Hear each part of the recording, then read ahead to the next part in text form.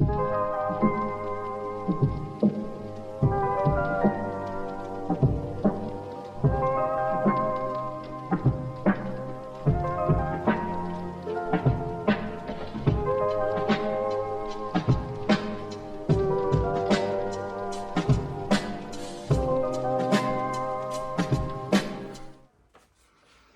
right, what up, fam? Today's a great day. I'm excited because I'm about to introduce y'all to somebody real special to me right now. All right, good friend, a mentor of mine, and also somebody who's embarked on his own journey of health and fitness, which is really inspiring to me. But the most inspiring thing is how he has adopted me, if you will, and he's pushing me through. Funny enough, the man has helped me realize or push through limits I didn't even know I had, dude, that I was capable of pushing through, which is awesome. All right. So, again, what makes it more inspiring is that Chris has embarked on his own journey. While he's training me, he's training himself. Training for his marathons. I believe he has a trail run coming up soon. Sounds like a whole lot of fun, whole lot of hurt, but a whole lot of fun at the same time, right? So we are here to talk about the foundations program. We are here to talk about the journey that I've embarked that he's helping push me through.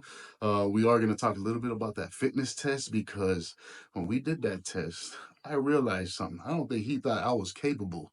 But I am capable, guys. I am. And I'm showing y'all one day at a time, 1 mile at a time, we're going to get this done. But we want to talk about that a little bit, what that test was all about, why he designed it the way he did. He had to make some last minute modifications why he did that.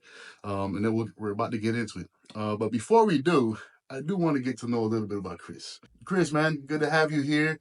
Let's get into the talk real quick. But again, I want to get to know you a little bit more. I want them to get to know you a little bit more. Your journey, how you got here, and where the fitness journey began for you.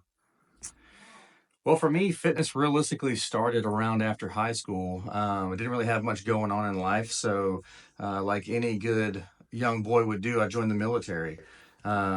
And I decided instead of just making it easy and going to a normal job, I decided to become a special forces recruit, which is very physically taxing. And I will say before that, I had no kind of physicality or physical fitness leading into it. So it was all on the job training for me. I got you. So more or less where I'm at right now. That's right, man. Yeah. It's a great place to be, though. Minus a few pounds, probably. I was very little back then. Yeah. All right, all right. So you did spend some time in the Army Special Forces. That's awesome, dude. I think that's so cool. Without going into too much detail about that, though, what did that experience teach you about discipline, about mental toughness, and pushing through limits? A lot of being a special forces guy is that mental toughness, showing up every day. I firmly believe if I can do it, anybody can do it. I know a lot of people on the outside looking in will say that's not the case. But here's the thing, realistically, all I did was I showed up every day and put one foot in front of the other. And eventually, you just make it there. I mean, there's a lot more that goes into it, obviously, than that. But at least from a physical point and a mental toughness point, the biggest thing is showing up every day. Absolutely. Showing up, showing up. This is the king of showing up right here. He's the one that tells me, Jonan, it just starts with showing up. So just show up and then we'll let the rest play out, right? But you gotta show up. All right, so another question for you. So after your time in the military, how has your relationship with fitness evolved? Has it evolved at all? Is it still going? What does training and staying fit mean to you now? Well, I mean, as I get older, fitness is more and more important. I believe that the fitness that we have in the middle of our life, which is our late 30s and early 40s, are going to dictate how the rest of our life is. If retirement age until 65 or 70, I want to be the guy who can still get out there and enjoy retirement, not the one who just survived to retirement and then, you know, can't do anything. I got you. But now my fitness journey after the military, well, I actually ended up getting hurt. And now I stayed in pretty good shape. I was pretty active, probably for about 5 years after the military. But I ended up getting hurt and dislocating my knee, tore my ACL and my meniscus, and I waited 5 years to get it fixed. Okay. So after I finally had that surgery, it took me about 2 years to really get back into fitness. So that being said, it was almost like starting back at day one. Hmm. Now I've been back at it for a little while now, but that's kind of, as you mentioned, I have a couple of goals this year coming up. That's kind of where I'm at. Is I'm getting back into training and trying to start to train for some of these longer distances. But Hmm. I'm only looking to do a half marathon this year, so I just want to clarify that. Don't hold All me right. to the marathon just yet. I got you. I got you. Speaking of goals, though, and these half marathons and whatnot, how important do you see goals and goal setting as far as motivation or discipline, as far as moving forward in any kind of fitness plan or lifestyle change or whatever? For me, the goal is kind of the cherry on top or the top of the mountain, because when you start a program, all you do is you see the mountain, but it's the process of showing up every day that helps you climb that mountain. Mm, Like if you're training for a half marathon and the longest thing you ran is a 5K or a 10K, you're doubling the distance from a 10K. mm, So um really more than, but for me, you have to kind of fall in love with the process because each day you're achieving something. mhm, Your longest run is going to happen multiple times during the train up. So I do like the goal, but I always set smaller goals along the way just to kind of, and that goal could be showing up the first day. And then the next goal might be showing up the second day or completing the week. But, the reality is this: having goals is important. I don't think goal setting in the sense of weight loss or, something like that, or how much you can lift is always a good thing. I think typically if you have a goal like, hey, I'm going to go run a 5K or I'm going to go PR the 5K, that process alone will help you hit a lot of your goals. I'm mm. talking a lot about running. You can do the same thing going to the gym as well. Right. The slow overload over time is what's going to continue to build you up. Gotcha. Gotcha. I hear you. I hear you. I've always thought that goals are good, right?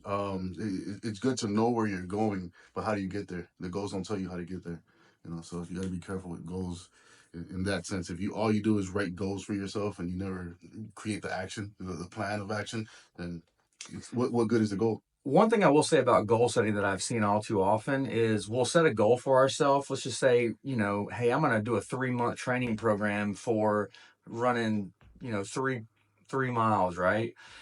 And then you get about a month in and you realize, oh man, 3 miles isn't that bad. I can do this in probably 6 weeks. If you set that original goal, keep that original goal. What some people do is Mm-hmm. they move the goalpost consistently while they're going through their program, and you never are able to hit that original goal. Yeah. You might can adjust the goal to be like, and now I'm going to go out there and crush that 3 mile run. Because you may even run 4 miles in the train up to run a 3 mile race, but don't consistently move the goalpost on you on your goals. Stick to the original goal, and then next time once you achieve that goal, your next time you can actually set a more realistic goal because you're going to learn every day that you're out there. Yeah. No, I got you. I got you. All right. So let's get into the foundations program. And I guess it started off because it is the beginning of the foundations program, but of any program, right? There's an assessment that needs to be done. What was the idea behind that specific fitness test that you added into this foundations program? Well, I don't always think a fitness test is necessary. Sometimes just starting is really the first goal. But, in the case of something like this, you came to me with this idea that you wanted to do the tactical games. Tactical games, baby. Well, first, Come. I had to Google what that was. I didn't actually know what it was. So, yeah, but after looking at it and watching some videos on it, man, it's an intense program, and It is. it really is it looks like it's going to be a tough competition.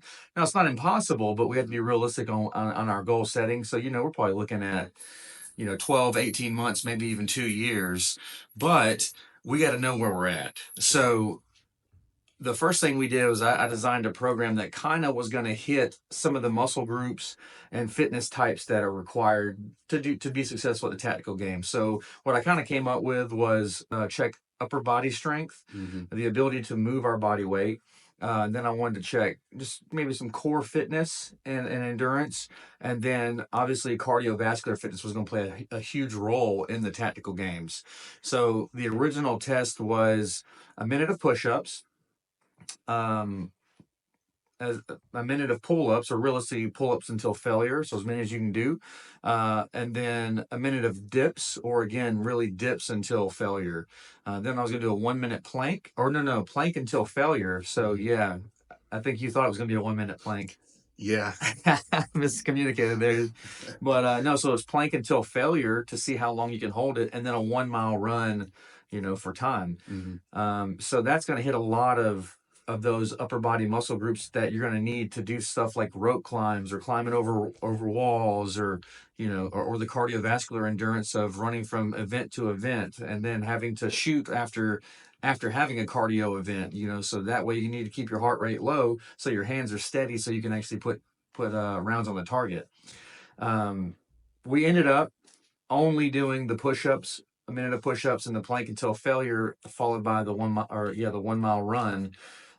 We didn't do dips or pull-ups because we kind of identified that right now we can't do any. Nah, not this guy. Not yet. Not yet, at least. Yeah. All right. So that was going to be my next question. We did some modifications, and where that come from. Obviously, we know why. We had to take some of that stuff out. It was useless. What was the point of that? We know I can't do them. So let me ask you this question. All right. Um, First and foremost, I guess before I ask the question, because you brought up, you said something. So when it was all said and done, that fitness test was done. You were like Jonan the Lionheart. And, that name has stuck with me, That's right? right. Because that name, it's not only, I think the name's cool, Jonan the Lionheart, but it was also a huge challenge to me, or for me, right? So it was, can I really and truly build the heart of a lion? Do I have the grit to really push through and enjoy the journey, right? And push through not just 1 week or 2 weeks or a month, or can I really make this my life moving forward, and build that heart of a lion? And so it's not just a name that I've taken on for myself, but it is the challenge right now, the journey to become the best version of myself, for my friends, family, for my loved ones, make sure I'm prepared, beginning with the fitness. But the challenge really becomes, can I really and truly build the heart of a lion, right? Which encompasses so much more than just the fitness, but it starts with the fitness. Right. Um, but so I bring that up. First of all, thank you for the name. But I bring that up because I feel like where that came from was a moment of you going, this man actually did it. I didn't think he was gonna do it. What a heart. So I appreciate that sentiment, but what were your thoughts of me going into the assessment? Well, like I said, the original assessment was a bit harder, and we took some things out because I was like, well, let's just be realistic. We're not going to get those. Now, going into the assessment, push ups, plank, and then run, um, I kind of suspected that you were going to do well in the push ups, right? I know you've been kind of doing push-ups at home pretty nightly, pretty consistently even. Mhm. The plank I felt like was going to burn early. I was like, if he gets to a minute, that's pretty good. And then I knew that you were going to struggle with the run, but the run is really, to me, where you start breaking people down. Hmm. Um, because it's not I only. was breaking down. I just was trying really hard not to show That's right. it. So I mean, and it's in quick succession too. So we just smoked you on the upper body doing push-ups, and then we smoked you because you gave 100% on it, for the plank, and then having to finish up the run. So again, it tells a lot about a person's character. But what I will say is, you did good on the push-ups, kind of what I expected. Hey, that was great. But on the plank, you just kept going. I Yeah. mean, you were like really fighting through it, and I mean, get to the point where I was like, "Holy cow!" Like like I said, I thought if you got to a minute, I was like, that'd be pretty good. I was really more thinking 20 or 30 seconds. You're like, "Oh, can't do it." You end up doing like 2 minutes and 6 seconds. Yeah. So I was like, "Man, this guy, the heart, like Hmm. the heart that it takes to do that." And it was getting me fired up while we were doing it, but. I knew that if you brought that intensity to your training, like you can be great. You can do anything that you want. Hmm. And again, the run was tough, but you pushed through it. You did survive it. But I think we quickly realized that might be the area of opportunity, Oh yeah. which kind of led us into developing the foundations program as like a base consistency running program. Yeah. Yeah. Yeah. So with that said, let's go ahead and get into that. Let's go ahead and get into the actual foundations program. Originally, when you drew it up, it was a mix right from day one of running and some strength work. And that also got modified after the assessment, which you kind of alluded to right now, right? You knew that that was a weakness of mine. You recognized there was a weakness here, and you made that modification, moving into that first training session, and said, "We're just going to focus on this on the first month." Um, Walk me through that mindset, if you will, that logic of, you know what, we can hold off on the strength training part and let's just focus on the run. So, coming out of the fitness test, like I said, I knew you had a lot of heart. You can't train heart. It's really like something that you just you gotta find for yourself. But the next hardest part of your journey was realistically going to be being consistent. Like I know you can go out there one time and really give it all you got, but can you go out there and do that every day? Now, when we get to talking more details about the program, I'll tell you, you've kind of realized that you don't have to go out there and just kill yourself every day, which is actually, I don't train that way. Mm-hmm. We did have, I think it was 3 days of gym time and 3 days of run time. One of the things that the reason we took out the upper body or the strength part, going to the gym was because I didn't want to make a program that was too difficult to do off the jump, Mm-hmm. if that makes sense. I really wanted to see if you could be consistent. So I figured running was the biggest area of opportunity to kind of get you started. Plus, once you start getting that cardiovascular health going, it kind of makes everything else fall into place. Mm-hmm. Obviously, we are going to need to get into the gym and do some strength training, and we have some plans down the road to do that. But I thought, hey, 3 days a week, if he can show up for a month, 3 days a week, then I mean, he's already starting to build consistency. He's already starting to build a routine. Mm-hmm. I got you. I got you. You know, there are those that would say that if you're gonna go, you go all the way on day one. You know, what do you say to that? Well, here's the thing, you're going to benefit from working out 6 days a week more than working out 3 days a week. I won't dispute that, but I have a saying that I run today so I can run tomorrow. Mm-hmm. If I go out and give it 100% every day and then end up hurting my knee or getting an overuse injury, I can't show up the next day. Mm-hmm. You know, and likewise, if I were to send you through a rigorous 6 day a week with one day off routine from zero, the likelihood of you sticking to that long term is very small. But here's the thing is if I start with small building blocks and keep adding on to it, and our goal being, hey, we finished this workout so we're ready for the next workout, then long term, 6 months, a year, 2 years, you're doing the tactical games. If Mm-hmm. if I burn you out in 2 weeks or less than a month and you fall off, you get discouraged, you don't even want to try, then it's over. And then in 6 months or 2 years, you're in the same place that you're at now. I got you. Is that the same logic behind starting as easy as we've started? And not to say that it is all the way easy, it's still a challenge. I still got to run and it still hurts when I run, and it's still a challenge, but those runs do feel easy, right? Mhm. It always leaves me thinking or feeling like I could have done more. As tired as I am, I could have done more. Is that the same logic there? So one of the things that I say a lot is we're running easy, we're not running slow, right? Mm-hmm. Obviously, it feels slow, but the whole idea is that we finished the workout feeling like we could have done a bit more, right? We finished the workout feeling like we probably could have ran a little faster. Again, the reason behind that is, you're starting at ground zero, so you're getting muscle soreness. We're working on learning how to breathe while running.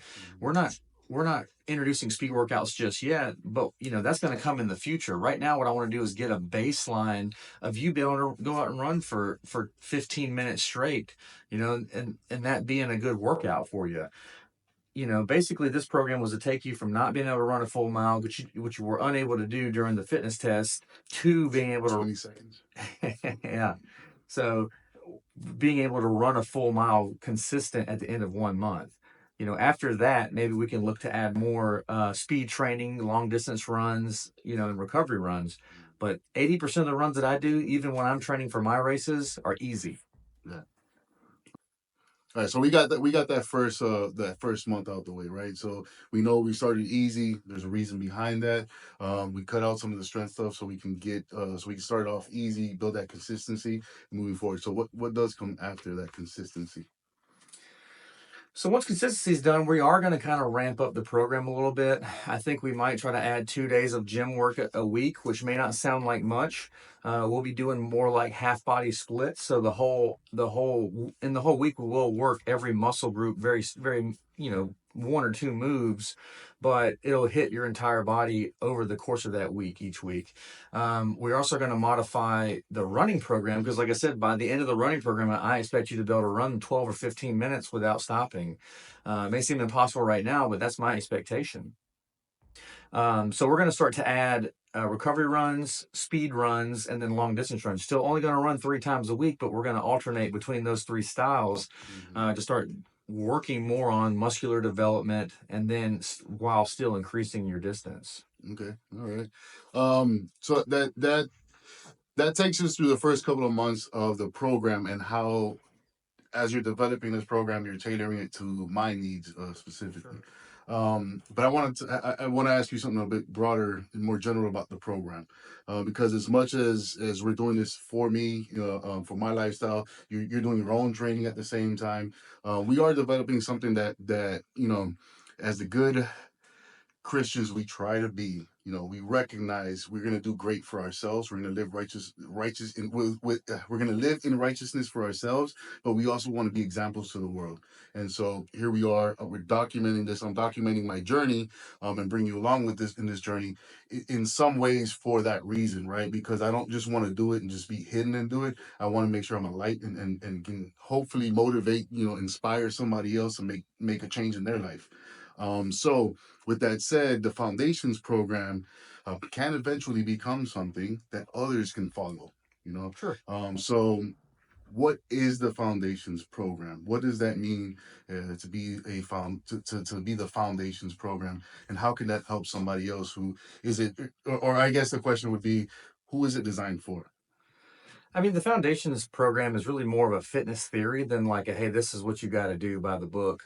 The idea, the principles that we're putting in place is to build the foundation and then keep building on that foundation. Again, we work out today, we run today so we can work out tomorrow. If that starts off with twice a week or 3 times a week, great. I've said this a bunch of times. I have, if I only have time for a 5 minute run, I go out for a 5 minute run. I know so many people that won't go to the gym or go out, go for a run unless they got a full hour to do it. They can't get the full hour workout, so they don't go at all. For me, 5 or 10 minutes is going to be better than nothing, right? So that's kind of the idea of starting out with the foundations program is get what you can get until you can allot more time to it, until your body can handle more of a workload. But the goal is to build a program that you can do consistently. Mm-hmm. Again, if we go and break you off day one and then you show up for day two and we break you off day two, you're done by day three. Mm-hmm. And those of y'all out there, y'all know who y'all are, right? I was one of those, right? Time is probably like the biggest excuse most people would give. I just don't have enough time. I want to work out. I want to make a difference. I want to make a change. I want to do this. I want to do that. I just don't have time for it. So I like that mentality, though. I do like that idea. It is kind of newer for me to just think, as simply as if I can just put in 5 minutes or 10 minutes, let me do that, and at least I do something, versus um, only giving the excuse and then just moving Right. on to something else. Kind of brings us into a little bit about motivation and mindset. We kind of started off the conversation with some of this stuff right here. But what are your thoughts on motivation? So motivation is really where we get started, right? At some point, we get to a point in life where we're motivated to make a change because we want life to be better. And I believe that, hey, while you're motivated, get out there and get it. Don't wait till next week to start. Don't wait till January 1st to start. If you're motivated today, go do it today. Go do it first thing in the morning. If you miss it first thing in the morning, do it after work. Do it at lunch, right? So that's where motivation gets you. Now, let's fast forward to 2 or 3 weeks in and you wake up, it's raining, it's cold. Motivation, I'm stealing this from David Goggins. Motivation gets you to the door, but it's going to put you right back on the couch. Discipline is what's going to get you out that door. So that's kind of the mentality that I take. And again, I didn't make this idea up, but it's very true. Like, unless you fall in love with the process, and you won't develop that discipline. Sure. So you actually, I saw in a video where you said this is actually kind of fun. Like, you're starting to enjoy it, and that's really falling in love with the process that I'm talking about. If you feel good after the run and your rest of your day is better, then you're going to want to show up the next day. But Mhm. if you do this hard run and the rest of your day you're just fighting for your life, trying to survive and get through work or get through the day, it's going to make it very difficult to keep that up for the long term. I got you. So that's where discipline again comes in over motivation. Sure, sure. That's what it felt like coming out of that fitness test, though. Especially the run part, that last part, that run. Oh man, Yeah. that was wild. That was wild. Of course, he gave me no tips or anything. He just said, "Run, do this, do that, and now run. You got a mile. Come on, go. I'm waiting for you." Where from day one of the actual program, obviously you came in, you started giving me tips. You're actually giving me advice and training me through the stuff. And it's like what happens, I think, to a lot of novices, a lot of beginners, is you just go out there and do what you can, do as hard as you can, and then it hurts, right? You went, you Yeah. gave it your all, and then you're like, oh man, I can't do that. I don't know if I can do this, versus slowing yourself down, pacing yourself, and just getting through it. Do it slow enough or easy enough to get through it, right? Motivation gets us started, but it's discipline that's going to keep us going. Yeah, Johnny, I have a question for you. All right. How's the fitness program been going so far for you? So we're about 2 weeks in. I think you just finished 2 weeks at the time of this filming. What's Oh, we're on week 3 now. Well, what are your thoughts so far? How do you feel about the program? How do you feel about what you've done? So, I'm enjoying it so far. All right. It's easy enough to enjoy and yet hard enough to feel like I'm actually doing something. So one of the biggest takeaways that I got so far is that there's small steps, but we keep stepping up, right? So every run is a little bit more intense than the last run. Not necessarily in speed. We're still running fairly easy, to not say slow, right? We're still running fairly easy, but we run for a little bit longer every time. We run for a little bit longer every time. So it's just we closed the second week at a 5 minute interval, 5 minute running interval, which to me was a huge accomplishment to run 5 minutes. And then, as a matter of fact, at the timing of this, at the as we're filming now, so this morning, as a matter of fact, we ran day one of week 3, and we stepped it up to 7 minute intervals, and I got through it.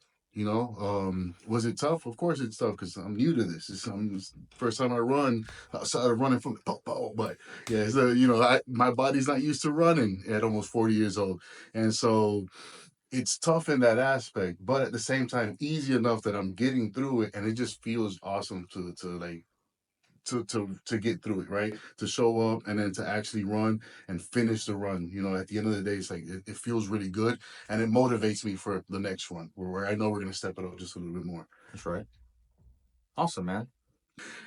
All right, so let's wrap this up. I got one more question for you, Chris. If someone were to join the foundation program today, what is one piece of advice that you would give them? Start where you can. Don't overdo it. Keep showing up. The hardest part is getting to the starting line, but once you're there, the rest is easy. You're going to finish the workout. You already know it. You showed up. You gotta show up, and I'm gonna keep showing up. All right. Let's get it. Hey, y'all, thanks for tuning in. If you're here at the end of this conversation, thank you so much. I appreciate you. I'm doing this for you. So follow me, join me. Let's be the best version of ourselves. Let's do it together. Let's build that heart of a lion. All right. See y'all. See y'all.